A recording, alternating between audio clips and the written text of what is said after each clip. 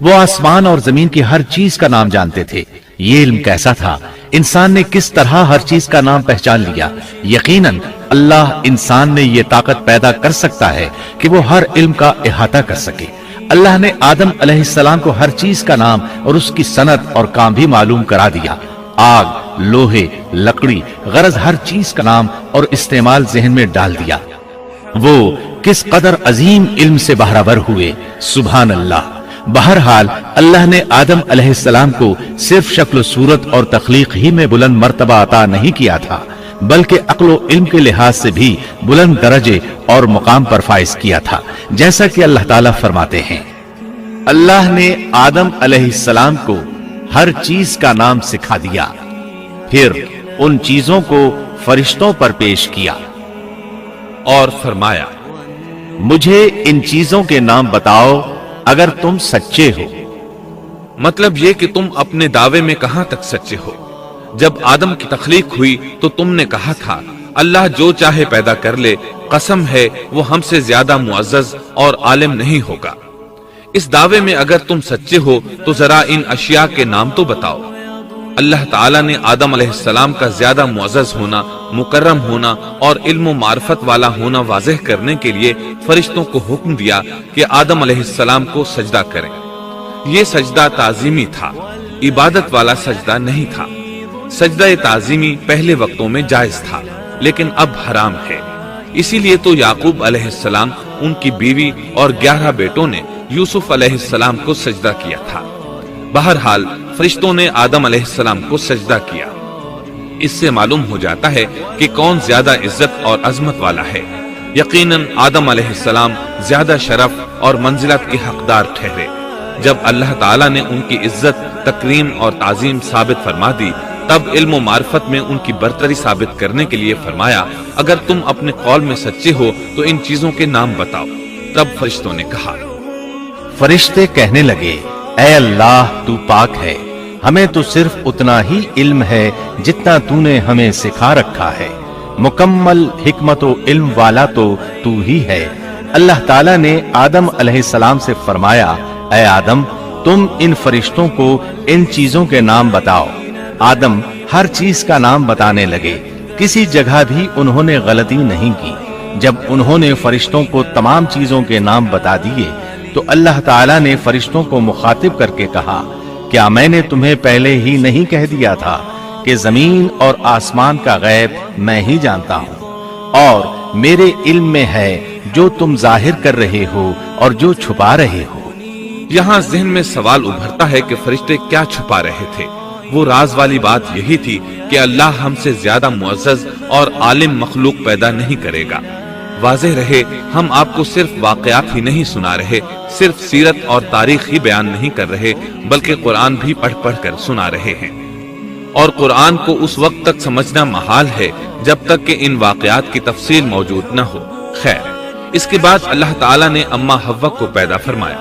انہیں آدم علیہ السلام کے فوراً بعد پیدا نہیں فرمایا، بلکہ آدم علیہ السلام نے کافی عرصہ جنت میں تنہا بسر کیا، اور حدیث میں ہے کہ وہ وحشت محسوس کرتے تھے، تنہائی کو شدت سے محسوس کرنے لگے تھے۔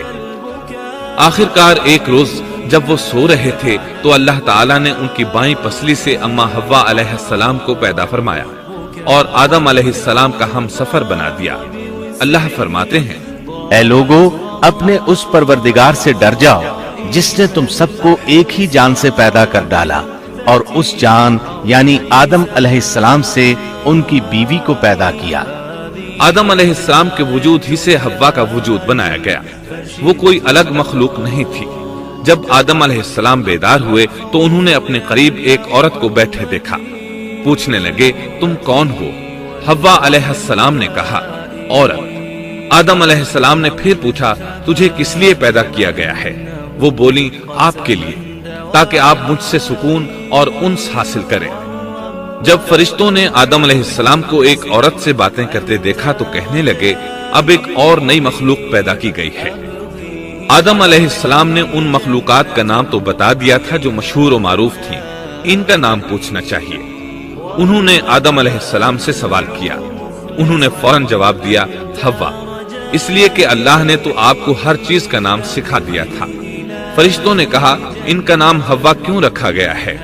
آدم علیہ السلام نے جواب دیا اس لیے کہ اسے ایک زندہ چیز سے پیدا کیا گیا ہے، حیات کی نسبت سے حوا نام رکھا گیا۔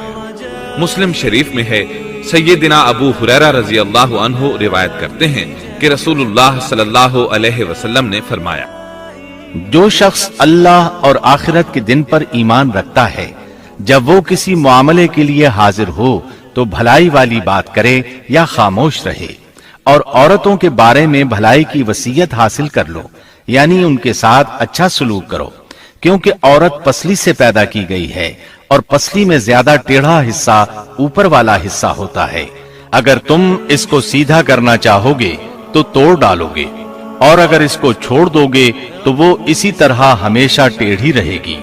عورتوں کے بارے میں بھلائی کی وصیت حاصل کر لو۔ مطلب یہ کہ اسی حالت میں گزر بسر کرو، عورتوں کے بارے میں بھلائی کی وصیت حاصل کر لو۔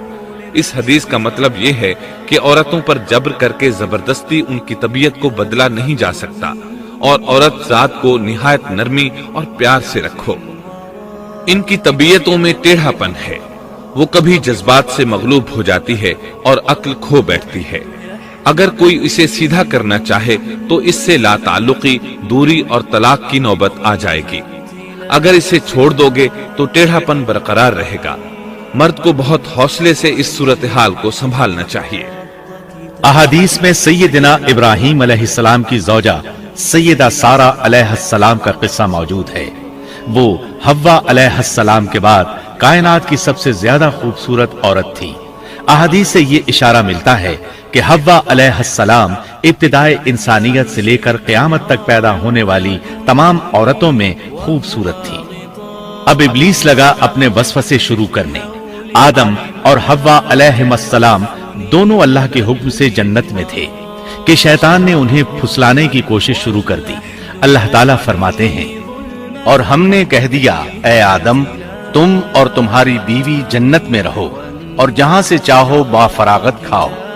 جنت بھی کیسی؟ اللہ فرماتے ہیں، وہ جنت کہ جس کی چوڑائی ہی آسمانوں اور زمین کے برابر ہے۔ سو اس جنت میں سے جو چاہو سو کھاؤ، کچھ بھی منع نہیں سوائے ایک درخت کے، چنانچہ ارشاد ہوا، اور ہم نے کہا اے آدم تم اور تمہاری بیوی جنت میں رہو، پھر جس جگہ سے چاہو با فراغت کھاؤ، اور اس درخت کے پاس مت جاؤ ورنہ ظالموں میں سے ہو جاؤ گے۔ ایک اور جگہ فرمایا، اور جب ہم نے فرشتوں سے کہا کہ آدم کو سجدہ کرو تو ابلیس کے سوا سب نے سجدہ کیا۔ ابلیس نے انکار کیا تو ہم نے کہا اے آدم یہ تیرا اور تیری بیوی کا دشمن ہے، خیال رکھنا ایسا نہ ہو کہ وہ تم دونوں کو جنت سے نکلوا دے اور تو مصیبت میں پڑ جائے۔ یہاں تو تجھے آرام ہے، نہ تو بھوکا ہے اور نہ ننگا، اور نہ تو یہاں پیاسا ہوتا ہے، نہ دھوپ سے تکلیف اٹھاتا ہے۔ گویا اللہ نے سیدنا آدم علیہ السلام کو وسوسے سے پہلے ہی خبردار کر دیا تھا۔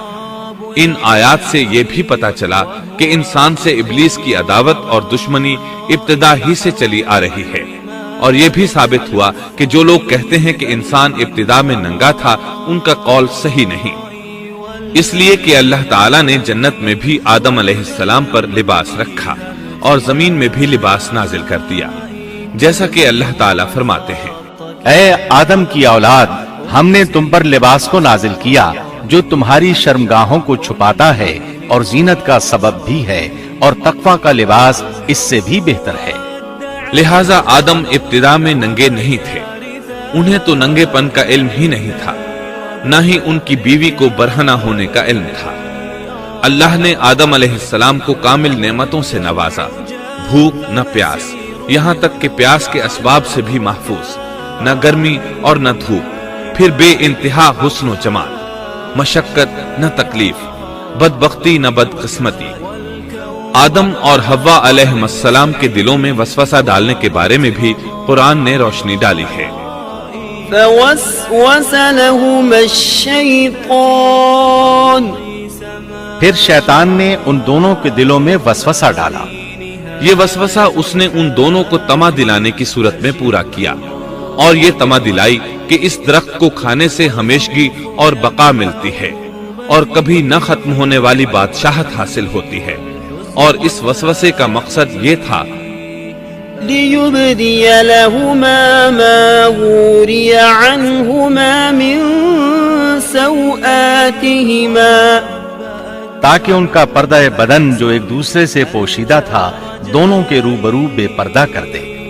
ان کی شرمگاہوں کو ننگا کرنے کے لیے اس نے ایسا کیا۔ وہ دونوں کپڑے میں ملبوس تھے، ستر ڈھانپ رکھا تھا۔ جب انہوں نے اس درخت سے کھایا تو لباس نیچے گر گیا، دونوں برہنہ ہو گئے۔ یہی شیطان چاہتا تھا کہ انہیں برہنہ کر دے، اللہ کی نافرمانی پر اکسائے۔ ارشاد ہوتا ہے، شیطان نے انہیں وسوسہ ڈالا، کہنے لگا اے آدم، کیا میں تجھے دائمی زندگی کا درخت اور وہ بادشاہت نہ بتلا دوں جو کبھی پرانی نہ ہو؟ جب تم اس درخت سے کھاؤ گے تو ہمیشہ زندہ رہنے والے بن جاؤ گے اور زبردست بادشاہت حاصل کر لو گے۔ اس نے یہ تمنا بھی دلائی۔ تمہارے رب نے تم دونوں کو اس درخت سے اس لیے منع کیا ہے کہ تم دونوں فرشتے نہ بن جاؤ یا ہمیشہ زندہ رہنے والے نہ بن جاؤ۔ یعنی تم اس درخت سے کھا لو گے تو فرشتے بن جاؤ گے اور ہمیشہ قائم دائم رہو گے۔ پھر وہ وسوسہ ڈالتے ہوئے جھوٹی قسمیں کھانے لگا، جیسا کہ ارشاد ہوتا ہے، اور ان دونوں کے روبرو قسمیں کھانے لگا کہ یقین آ جائے میں آپ کا خیر خواہ ہوں۔ اللہ کی قسم کھانے لگا، اور اس وقت سے جھوٹی قسموں کی ابتدا ہوئی۔ اس نے ان دونوں کو فریب دے کر بہکا لیا، جیسا کہ فرمایا فَدَلَّاهُمَا بِغُرُورٍ، یعنی دھوکے سے انہیں پھسلایا، حالانکہ انہیں کسی چیز کی کمی نہیں تھی۔ بھلا وہاں کیا محتاجی ہو سکتی تھی؟ جنت میں سکون سے زندگی بسر کر رہے تھے۔ جنت سے بڑھ کر کیا چاہیے؟ ہمیشہ کے لیے جنت مل چکی تھی۔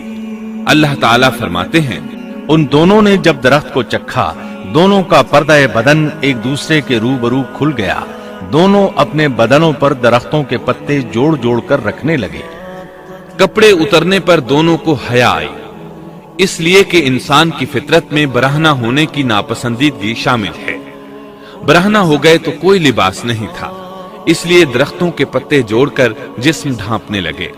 حدیث میں آیا ہے، آدم بھاگنے لگے تو اللہ نے پکارا، آدم مجھ سے بھاگتے ہو؟ آدم بولے، اللہ میں شرم کی بنا پر بھاگ رہا ہوں، اور اس وجہ سے کہ تیرے سامنے برہنہ کیسے رہوں، پھر یہ کہ نافرمانی کا ارتکاب بھی کر چکا ہوں۔ یہاں ایک سوال پیدا ہوتا ہے، دونوں میں سے پہلے کھانے والا کون تھا؟ اس بارے میں راجح قول یہ ہے کہ وہ حوا علیہ السلام تھی۔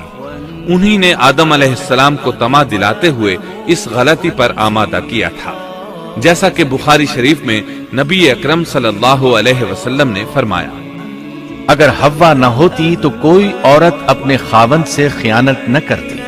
حوا علیہ السلام نے انہیں غلطی میں مبتلا کیا تھا۔ اگر حوا علیہ السلام نہ ہوتی تو آدم بھی خیانت میں مبتلا نہ ہوتے اور نہ معصیت میں مبتلا ہوتے۔ تب اللہ نے انہیں پکارا، کیا میں نے تم دونوں کو اس درخت سے نہیں روکا تھا؟ اور کیا یہ نہیں کہا تھا کہ شیطان تمہارا کھلا دشمن ہے؟ اب توجہ طلب بات یہ ہے کہ اس موقع پر دونوں نے کیا طرز عمل اختیار کیا۔ کیا وہ دونوں اپنی معصیت پر بضد رہے اور تکبر کرنے لگے، جیسا کہ ابلیس نے سجدہ کرنے سے انکار کیا تھا اور پھر لگا تھا اپنی معصیت پر اصرار کرنے، یا ان دونوں نے توبہ کر لی؟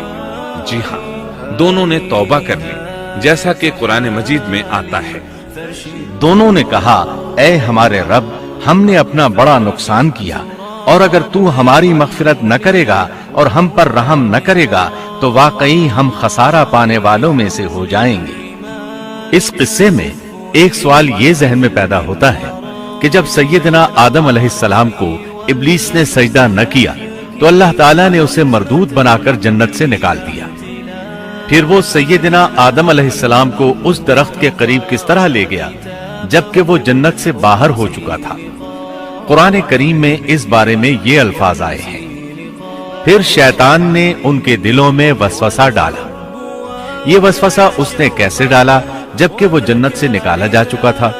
مفسرین نے اس کے جواب میں لکھا ہے کہ اس نے جنت سے باہر رہ کر یہ وسوسہ ڈالا تھا۔ جیسے آج کل تار اور بغیر تار کے آواز کو دور دراز علاقوں تک پہنچایا جا سکتا ہے، ایسے ہی شیطان نے اپنی طاقت سے یہ وسوسہ ان کے دلوں تک پہنچایا۔